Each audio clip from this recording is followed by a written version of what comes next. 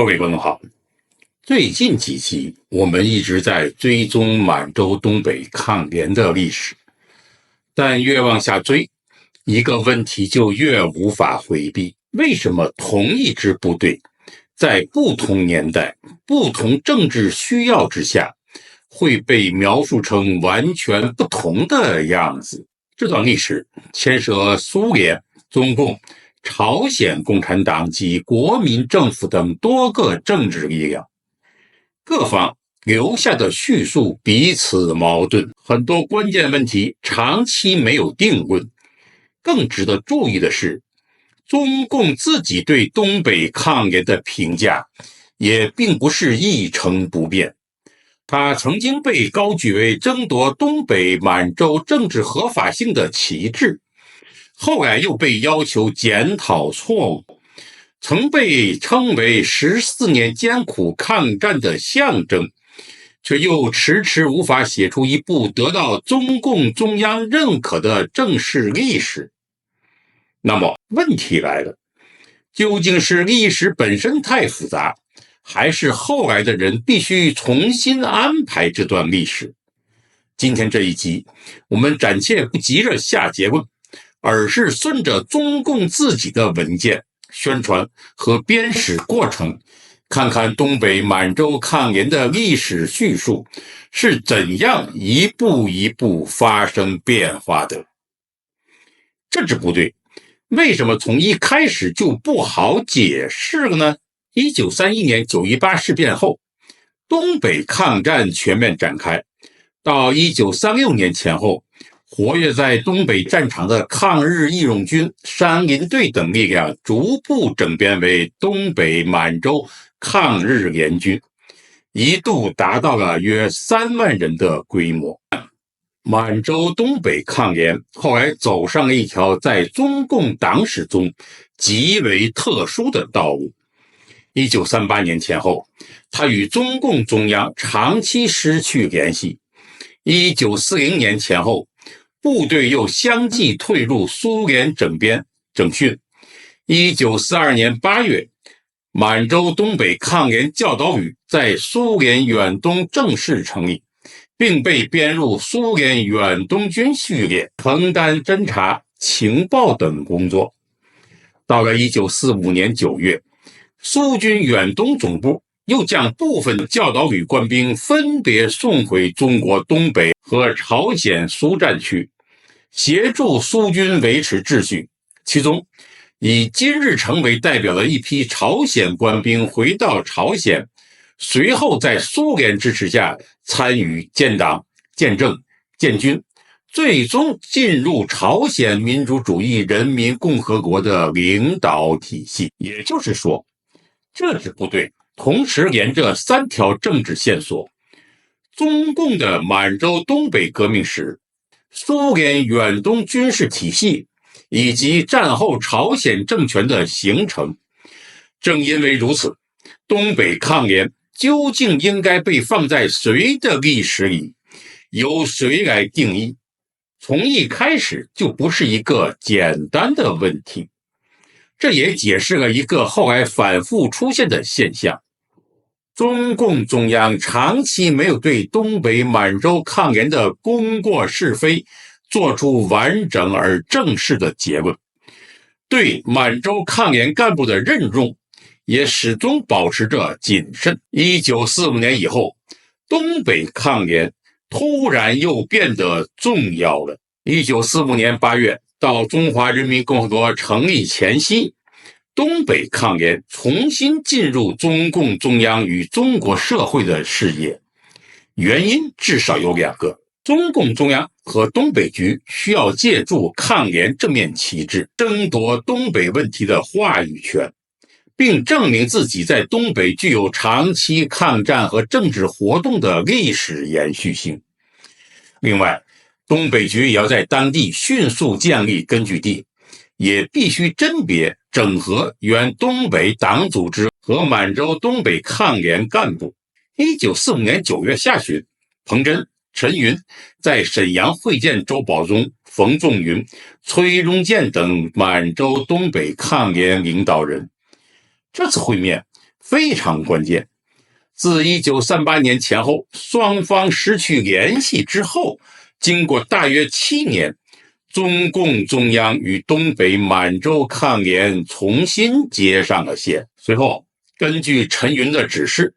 周保中要求那些隨蘇軍進入東北各地的抗聯官兵，利用其蘇軍身份所帶來的便利，控制鐵路沿線，迎接中共中央派往東北的大批幹部，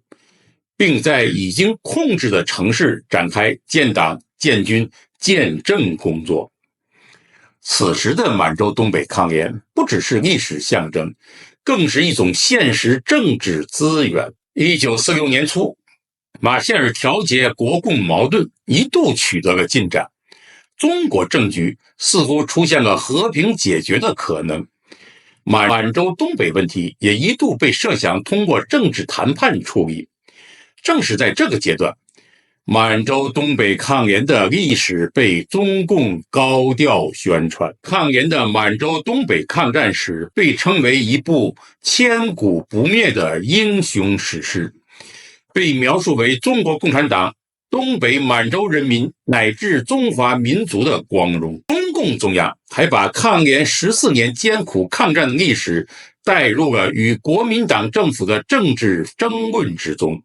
強調共產黨領導的東北滿洲抗日力量在接收東北政權問題上擁有特殊性和特殊資格及合法性。但是，這種高度評價維持的時間並不長。到了1946年，風向突然改變了。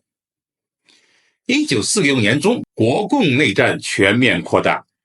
東北的決定性問題不再是誰更有歷史資格，而是誰能夠在軍事上真正控制這片土地。隨着戰爭格局發生變化，東北滿洲抗聯作為政治宣傳符號的重要性開始下降了。也就在這一時期，吳東升、李兆麟等重要人物先後被暗殺死亡。與此同時，中共在東北的組織、軍隊和政權體系迅速擴張，原抗聯幹部逐漸從必須依靠的地方力量，變成了需要重新審查和整合的歷史幹部。1946年7月7日，東北局在哈爾濱召開擴大會議，也就是後來所稱的77會議。此後，東北局開始更加重視培養滿洲東北本地幹部，並集中整訓原滿洲東北黨和東北抗聯幹部。整訓的性質很快發生了變化。由於這批幹部的歷史經歷複雜，東北局開始以延安式的整風方式進行審查，並清理一批被認定存在嚴重歷史問題的人員。這意味短短1年之內，東北抗聯的政治角色已經發生了明顯轉折。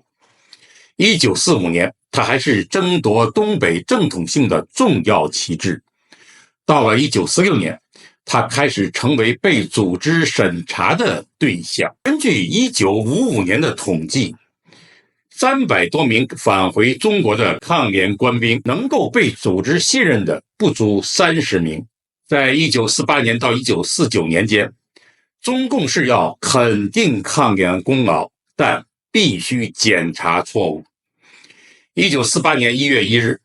中共東北局發出經中共中央批准的關於前東北地下黨組織之黨員與抗聯幹部的決定。本件一方面肯定東北滿洲抗聯幹部參加抗戰的歷史，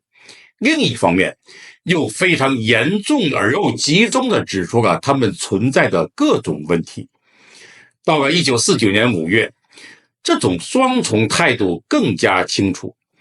毛澤東在北京聽取周保中匯報後，致電東北局與中研局，承認抗聯幹部領導抗聯鬥爭以及後來參加東北鬥爭是光榮的，這段歷史應當受到黨的承認和尊重，但同時又非常嚴厲地強調，抗聯同志也存在缺點和錯誤，應當着重檢討，嚴格審查。這個話非常值得注意，沒有否定抗聯的功勞，卻為此後重新評價抗聯留下了一個巨大的政治空間。功勞可以承認，但歷史解釋權必須回到中央手裡。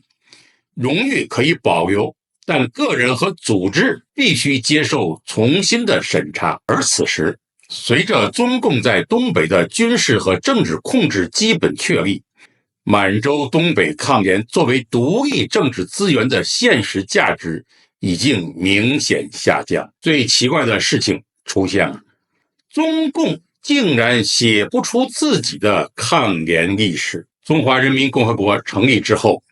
中共中央開始系統總結解放軍歷史。1953年，中共中央軍委總參謀部召開戰史編纂工作會議，確定由東北軍區負責東北抗聯鬥爭史的編纂。照理說，這本應該是一項順理成章的工作。可是，當東北軍區真正開始動手時，卻發現問題遠比想象嚴重。首先是原始材料嚴重缺乏。東北軍區司令部發現，大量相關史料已經銷毀、掩埋或失散，現存原始文件極少。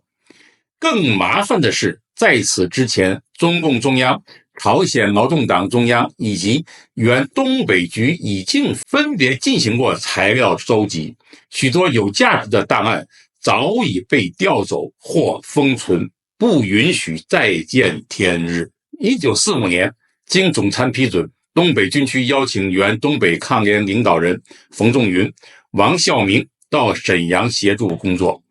並由他們從原東北局組織部借出14集約280萬字的東北地下黨及抗聯問題的參考數據，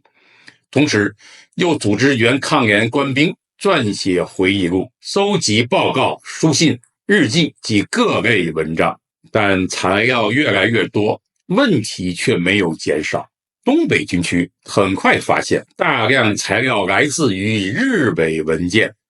經過多次翻譯後，真偽難辨。部分內部材料本身也存在着盲目採用、過早下結論、草率從事等問題。回憶錄同樣難以解決問題，很多撰寫者是原抗聯中下級官兵，材料零碎，缺乏系統，而在抗聯的總體評價、勝敗判斷、建軍原則、統一戰線、農民問題、根據地建設、部隊人數等重大問題上，不同人的回憶又彼此衝突。更嚴重的是，負責修史的工作人員本身並不熟悉滿洲東北抗聯複雜的組織演變和國際背景，難以判斷哪些材料更可靠。最終，一個根本性障礙暴露出來，中央自己都沒有對東北黨和東北滿洲抗聯的歷史做出明確的結論。沒有中央結論，編史人員就無法決定什麼應該寫，什麼不應該寫，哪些人應該被肯定，哪些人應該被批判，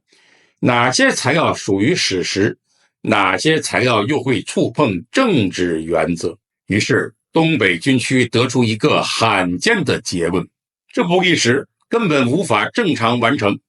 若想繼續，必須先在抗聯幹部中統一思想，同時等待中央對東北黨及抗聯的歷史做出結論。1955年3月，東北軍區最後交出的成果只是一套9卷本東北抗日聯軍歷史資料，而不是一部能夠正式定論的東北抗聯史。這就留下一個非常敏感的問題：如果一段歷史必須先統一思想，然後才能決定怎麼寫，究竟是史料決定結論，還是結論決定史料？1950年代末，真正改變抗聯敘事的是朝鮮問題。到了1950年代末期，情況再次發生變化，中蘇關係逐漸惡化，朝鮮的戰略地位迅速上升。與此同時，朝鮮國內開始強化以金日成為核心的主體敘事。在這樣的背景下，東北抗聯史不再只是中共自己的地方黨史問題，它開始直接涉及中朝關係、金日成的政治地位以及中蘇競爭。中共中央因此推動重新整理、重新解釋東北滿洲抗聯歷史。要理解這場變化，就必須回到東北抗聯中的朝鮮官兵問題。1920年代後期，由於朝鮮共產黨內部派系鬥爭嚴重，共產國際曾調整朝鮮共產黨組織體系，並解散了朝鮮共產黨。在中國東北活動的朝鮮共產黨人逐步轉入中共組織體系，經審查後以個人身份加入中共。此後，大批朝鮮共產黨人接受中共領導，在中國滿洲參加抗日活動。1935年，共產國際第7次代表大會上曾要求中共東北黨在組織和軍隊中突出朝鮮同志的獨立性，以便擴大朝鮮抗日運動的宣傳和動員。但在現實環境下，這種獨立性並沒有真正建立起來。1937年前後，朝鮮官兵主要集中在東北抗聯第2軍。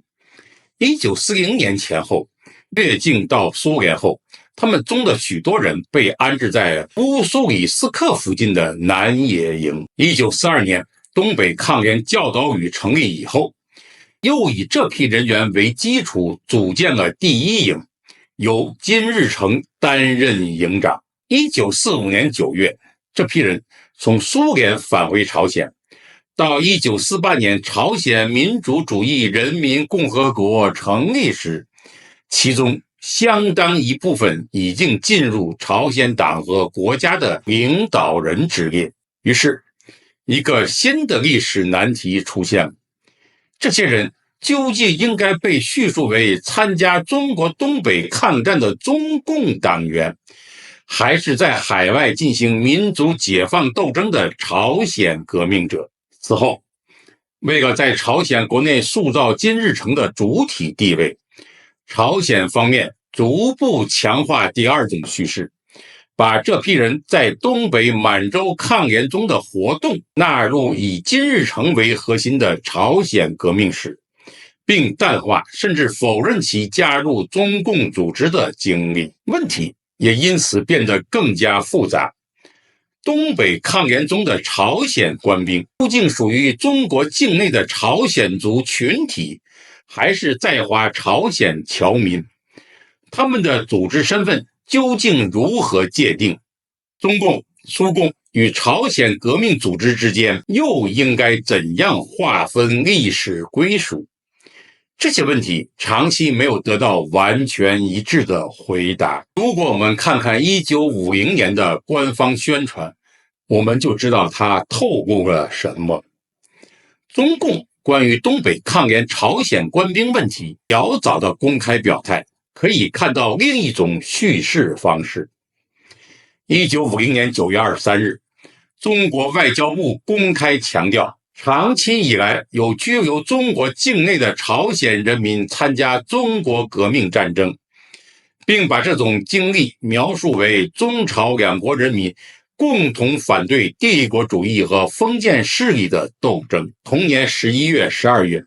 人民日報》又連續刊文，強調朝鮮革命者曾在中國土地上流血，並將楊靖宇、趙尚志、李鴻光、金日成等並列為中朝人民的抗日英雄。這些宣傳的直接背景是抗美援朝時期的政治動員。值得注意的是，當時的中共宣傳雖然高度肯定朝鮮革命者參加東北抗戰，卻並沒有把金日成塑造成東北抗聯時期唯一或最高的領袖。換句話說，在這個階段，中共所強調的依然是中共領導下的共同抗戰，而不是後來逐漸形成的以金日成為中心的朝鮮自主革命敘事。然而，最大的懸念才剛剛開始出現。就在這一時期，原東北局書記彭真曾對滿洲東北抗聯做出了一個極高的評價。彭真把滿洲東北抗聯14年的艱苦鬥爭與紅軍25000里長征、南方紅軍3年游擊戰爭並列，稱為這是我黨歷史上3件最難的事情。這就形成了一個巨大的矛盾。如果東北抗聯真的是中共黨史中最艱苦、最值得紀念的鬥爭之一，那麼為什麼這樣一支被高度評價的隊伍，後來卻有大量幹部遭到審查、整訓，甚至政治清洗？為什麼一部本應該被歌頌的歷史，到了1950年代卻遲遲無法正式寫成？為什麼修史之前必須先統一思想？為什麼在中蘇關係和朝鮮政治發生變化之後，滿洲東北抗聯的歷史解釋也隨之發生變化？真正值得追問的是，或許並不是滿洲東北抗聯有沒有功勞，而是誰最終取得了定義這段歷史的權利。各位觀眾，滿洲東北抗聯史的悲劇不僅發生在戰場上，也發生在戰後對歷史爭奪之中。一個個親歷者退出舞台之後，留下來的還不只是檔案、回憶和烈士名單，還有一場持續數十年的歷史解釋權之爭。今天由於時間關係，我們就先講到這裡。下一集我們繼續追蹤中共中央究竟怎樣對東北抗聯歷史做出重新的解釋，這種重新解釋又怎樣影響了原抗聯幹部的命運？更關鍵的是，那些被重新安排進歷史的人究竟失去了什麼？各位觀眾，請不要忘記點讚加關注。下期節目我們會繼續討論。